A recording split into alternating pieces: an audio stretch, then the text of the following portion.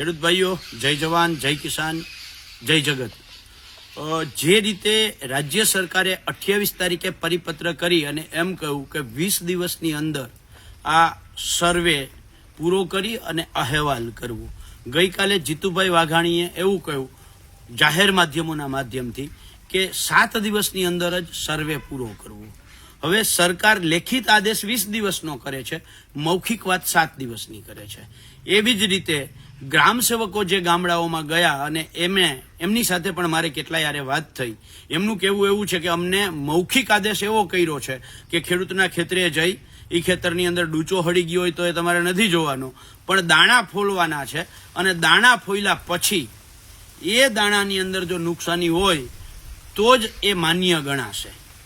ત્યારે સવાલ એ છે કે સરકાર આવો લેખિત પરિપત્ર કેમ નથી કરી શકતી? દાણા ફોલ્યા પછી દાણામાં નુકસાની હોય તો જ માન્ય ગણાશે.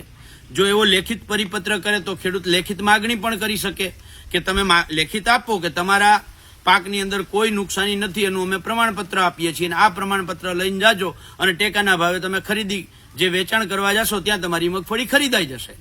પણ આવું સરકાર નથી કરતી, કારણ કે સરકારને આયા નુકસાની ઓછી આપવી છે ખેડૂતને અને ટેકાના ભાવે મગફળી રદ કરવી છે. આ વાત આપણે સમજવાની જરૂર છે. એટલે આ વાતને લઈ અને આજે મેં એક રાજ્યના મુખ્યમંત્રીને કાગળ લખ્યો છે. આ કાગળની કોપી જ્યાં હું આ વિડીયો મૂકું છું ત્યાં ઉપર લખાણ છે અને લખાણની અંદર આખો પત્ર લખેલો છે, રાજ્યના મુખ્યમંત્રીનું ઈમેલ આઈડી લખેલું છે. તો અત્યારે ખેડૂતના દીકરાઓ ખૂબ જાગૃત છે, ડિજિટલ ઇન્ડિયામાં જીવતા છે.